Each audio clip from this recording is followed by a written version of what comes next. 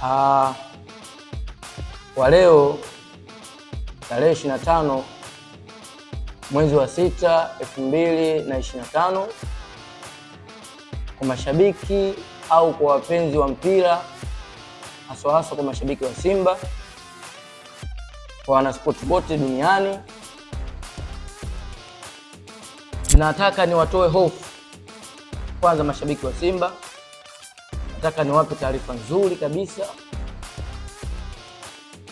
Kwa mpira wetu huu wa Kitanzania, mpira wetu umekuwa mpira wa kimataifa, mpira wa kuheshimika duniani kote.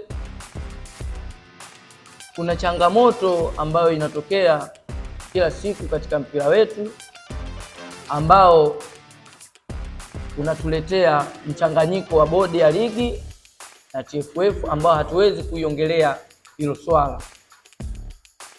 Haswa kwa upande mwingine, nataka niwatoe hofu washabiki wa Simba. Siwezi kuweka wazi kama leo tutacheza au hatuchezi. Hiyo naweza kaiachia.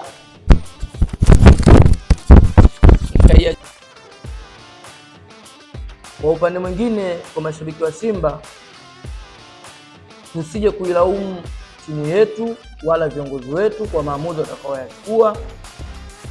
Kwa mimi mwenyewe pia shabiki wa Simba na mpenzi wa mpira, siwezi nikailaumu timu yangu au uongozi wangu kwa maamuzi watakaochukua, kwa sababu nawaamini sana viongozi wangu Try Again pamoja na mwenyekiti wangu Mangungu, ambapo pia na kiongozi wao rais au mwenyekiti wa bodi wa Simba Mohamed David, ni mdhamini wetu wa Simba Sports Club.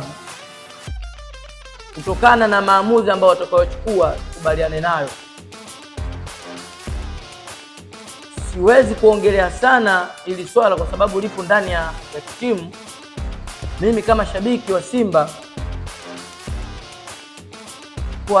kwa kuwahimiza mashabiki wenzangu wote wa Simba, kuwaambia ukweli kwamba Simba tukicheza, tusipocheza, tuipongeze timu yetu kwa maamuzi watakayochukua, kwa sababu kwa msimu huu wamefanya mabadiliko makubwa sana katika timu yetu, haswa kwa mechi za nje za kimataifa.